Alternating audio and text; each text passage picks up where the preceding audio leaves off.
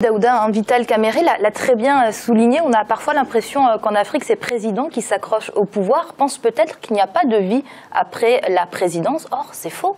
Non, il y a une vie après la présidence. Je pense que quand on a bien accompli la mission suprême qui est celle de diriger le pays, d'être au service du peuple, à un moment donné, il faut pouvoir laisser aux autres générations et aux autres compétences pouvoir s'exprimer. Je refuse que l'on puisse faire comprendre qu'il y a un seul homme, l'homme-providence, qui doit pouvoir diriger les destinées d'un pays et qu'à côté, il n'y en a pas. Donc sur ce côté-là, moi, je ne suis pas d'accord et je rejoins effectivement la position de l'opposition congolaise. Par contre, la question que je me pose, c'est quand même, puisque M. Kabila aujourd'hui, il a quand même des affiliés, comme M. Kamerhe l'a dit tout à l'heure, et ces personnes-là font quand même partie de la nation congolaise.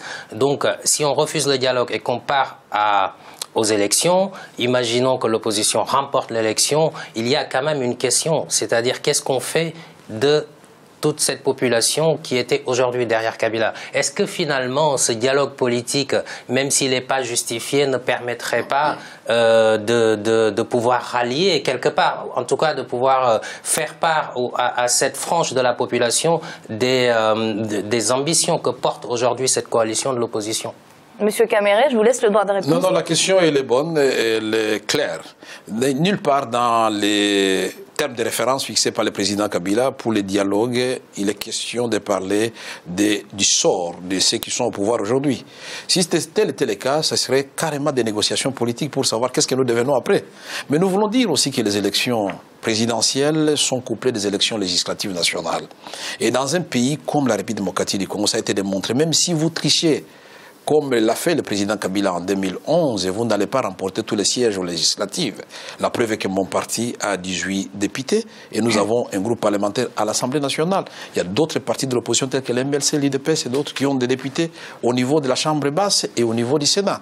Donc nous disons que le pouvoir s'exerce à plusieurs niveaux. Et cette vision erronée de penser qu'on ne peut être utile à son pays qu'en étant président de la République, alors qu'il n'y a qu'un seul fauteuil, fausse les résultats. Pourquoi? Justement parce que nous avons fait la promotion des régimes des hommes forts au détriment des institutions. Alors, le président de la République est devenu comme un petit dieu. Il est là, c'est sa volonté, c'est ses faits et gestes qui sont exécutés. Je pense, pour nous, que le dialogue là n'est pas indispensable et le sort des Congolais qui sont aujourd'hui au pouvoir, ce sont des Congolais comme nous. Certains seront députés, d'autres compétents. Nous ferons comme l'a fait le président Barack Obama, pourquoi pas, et Sarkozy l'avait fait, Hollande l'a fait. S'il y a une compétence éprouvée dans l'actuel camp du pouvoir, moi je passe président de la République démocratique du Congo ou quelqu'un d'autre, je crois que si nous voulons que le Congo avance, si nous avons besoin de compétences congolaises et non pas de couleurs politiques, si nous avons besoin de chefs d'état-major général, le ministre de la Défense, mais qui se trouve dans le camp de la majorité actuelle, nous faisons quoi? On dit parce qu'il est des camps de Kabila, ne peut pas travailler, non. Qu'est-ce que vous faites justement pour rassurer toute cette frange de la population qui est partie intégrante de la nation congolaise, même si son leader s'entête au pouvoir, quelle est votre stratégie pour rassurer ces personnes-là qu'il faudra fédérer quoi qu'il arrive plus tard? Non, je crois que ce n'est pas cette frange de la population qu'il faut rassurer. Il faut rassurer les individus, puisque la population, elle, n'est pas divisée à la question de l'alternance au pouvoir. Elle est unanime qu'il faut absolument aller aux élections et que la voix du peuple puisse trancher. Mais ce qu'il faut faire pour rassurer ceux qui sont en train de partir en commençant par le président de la République, il y a une résolution de l'opposition, et j'avais été à la base de cette résolution pour proposer une loi portant statut d'ancien président de la République dans notre pays. En dehors du fait que le président de la République, de par la Constitution, est sénateur à vie, nous avons dit, est-ce qu'on ne peut pas faire une loi où on lui rassure un minimum de garde, de logistique, de préséance, et quand il faut le protocole, quand il faut l'inviter dans des manifestations publiques, il ne faut pas qu'il soit derrière le Premier ministre ou derrière le président de l'Assemblée.